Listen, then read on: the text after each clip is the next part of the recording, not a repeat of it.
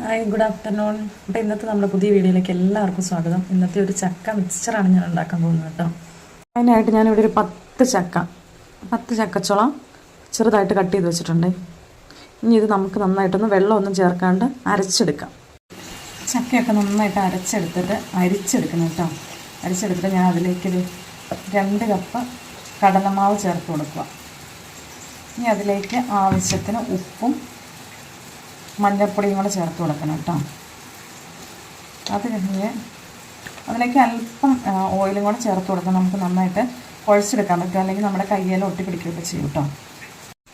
അപ്പോൾ ഓയിലും കൂടെ ഞാൻ ചേർത്ത് നന്നായിട്ടൊന്ന് സ്പൂൺ വെച്ചൊന്ന് ഇളക്കി കൊടുക്കും കേട്ടോ. എന്നിട്ട് നമുക്ക് ജസ്റ്റ് ഒന്ന് ഇളക്കിയിട്ട് നമുക്ക് കൈ കൊണ്ട് നന്നായിട്ട് കുഴച്ച് കൊടുക്കാം കേട്ടോ. ഞാനപ്പോൾ അല്പം ഓയിലും കൂടെ സ്പ്രെഡ് ചെയ്തിട്ട് നന്നായിട്ടൊന്ന് കുഴച്ചെടുക്കും കേട്ടോ.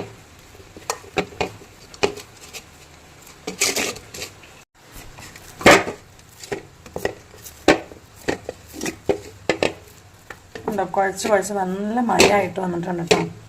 നമ്മുടെ സേവനാഴിയിൽ നന്നായിട്ട് ഓയിലൊക്കെ സ്പ്രെഡ് ചെയ്തിട്ട് നമ്മുടെ മാവ് ഇതിലേക്ക് നമുക്ക് ആക്കി കൊടുക്കാം.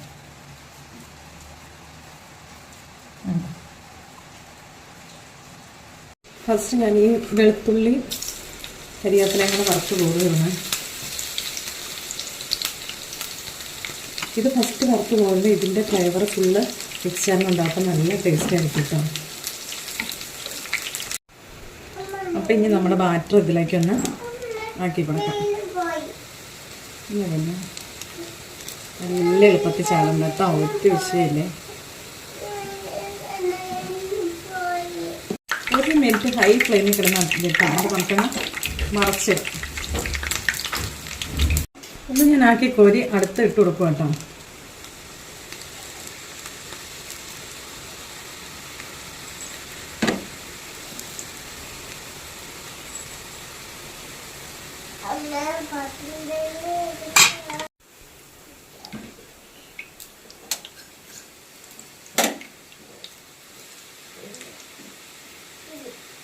ഈ എണ്ണയിലേക്ക് അല്പം നിലക്കടലയും കൂടെ ഇട്ട് വറുത്തെടുക്കും കേട്ടോ.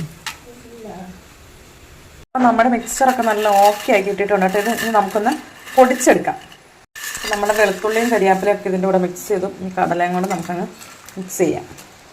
നമ്മൾ അടിപൊളി ടേസ്റ്റായിട്ട് നമ്മുടെ മിക്സ്ചർ റെഡി ആയിട്ടുണ്ട് കേട്ടോ. അപ്പം കഴിഞ്ഞ പ്രാവശ്യം എൻ്റെ പാളിപ്പോയി. ഇപ്പം അതിന് വിളിച്ചവരോട് ഒരു മറുപടി ആയിട്ടാണ് ഞാനിപ്പോൾ ഈ മിക്സ്ചർ ഉണ്ടാക്കിയത്. അടിപൊളിയാണ്, ടേസ്റ്റിയാണ്.